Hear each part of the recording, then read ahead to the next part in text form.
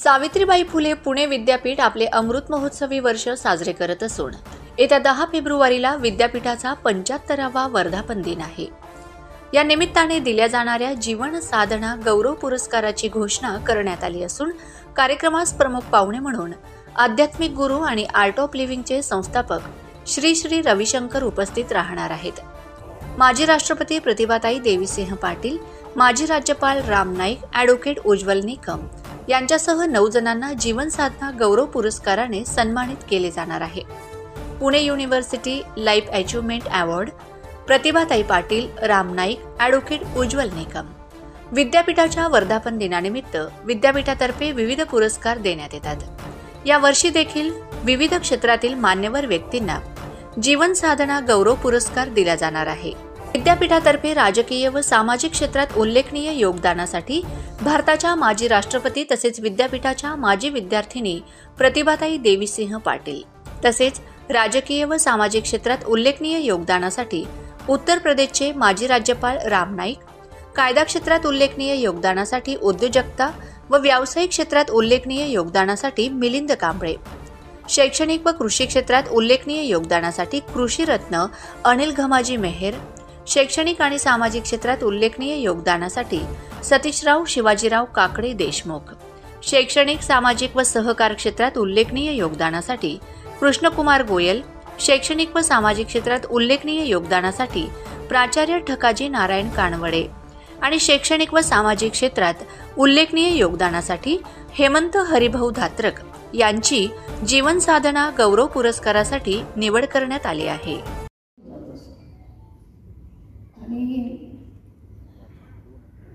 स्पीकरला किंवा राज्यसभेच्या अध्यक्षाला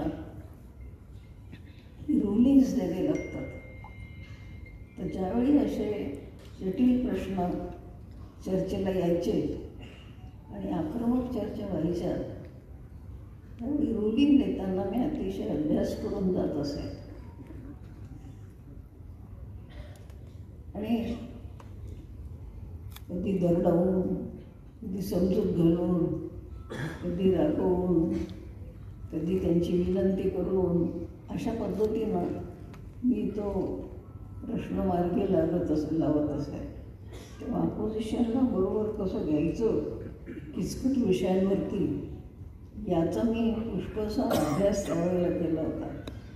गरमागरम चर्चा व्हायची आणि त्यावेळी अपोजिशनमध्ये लालकृष्ण अडवाणीसारखे, अटल बिहारी वाजपेयींच्यासारखे, शरद यादव, उपेंद्र यांच्यासारखे मोठमोठे विरोधी पक्षाचे असे नेते होते। त्यामुळे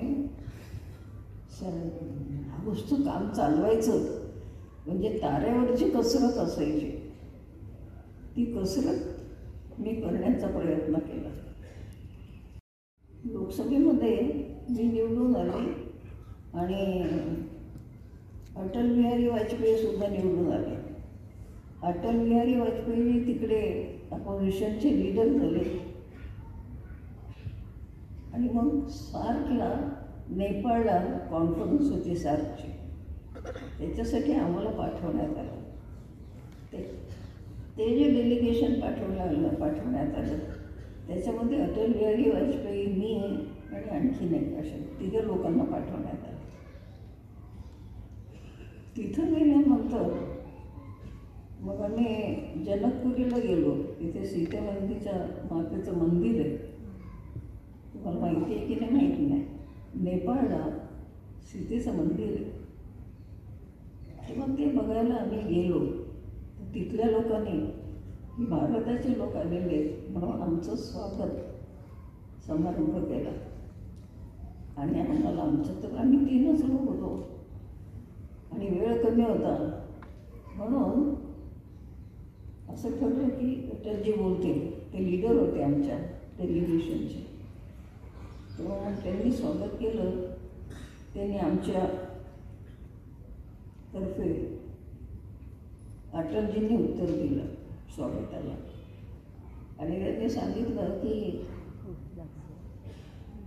हे प्रतिभाजी आहे, आमची ओळख करून दिली दुसरे होते त्यांची दिली आणि नंतर मी होती आमची करून दिली. ही प्रतिभाजी आहे, ही मूर्ती छोटी कागदामध्ये काढली.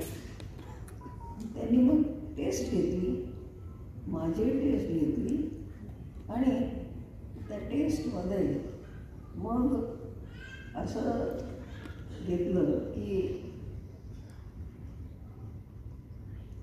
तुम्हाला परेड करावी लागेल, तुम्हाला लेफ्ट हँड सगळं काही करावे लागतील प्रयोग. हे 10 दिवसाचं गोरेगावला त्यांनी शिबिर ठेवलं.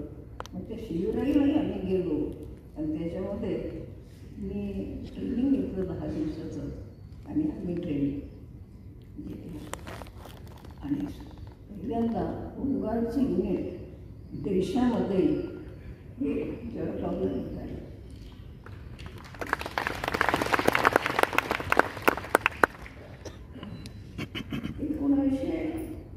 संरक्षक असतात म्हणजे नेव्ही, आर्म फोर्सेस आणि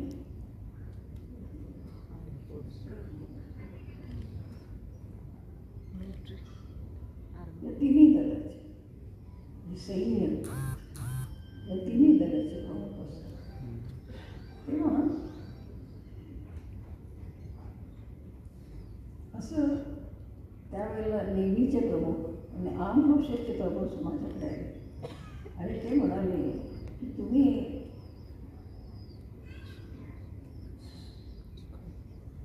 राष्ट्रपती आहात, तिन्ही दलाचे प्रमुख आहात, तेव्हा सुपरसोनिक विमानाने विमान जे जातं सुखोई त्याच्याने तुम्ही जाल का? म्हटलं काय हरकत आहे? नाही म्हणे, त्याच्यामध्ये जनरली जात नाही कोणी आणि त्याचं विमानाचं वेग अतिशय जास्त असतो. म्हटलं मला त्याच्याही सांगा त्यासाठी तयारी काय केली पाहिजे. तर ते म्हणाले की आम्ही त्यासाठी तुमची मेडिकल टेस्ट घेऊ आणि तुमच्यासाठी ड्रेस एक तयार करावा लागेल, बूट, ड्रेस सगळं, म्हणजे मग आम्ही तुम्हाला पाठवू शकतो. म्हटलं ठीक आहे. मग ते मी त्याप्रमाणे एक ड्रेस शिवला आणि मी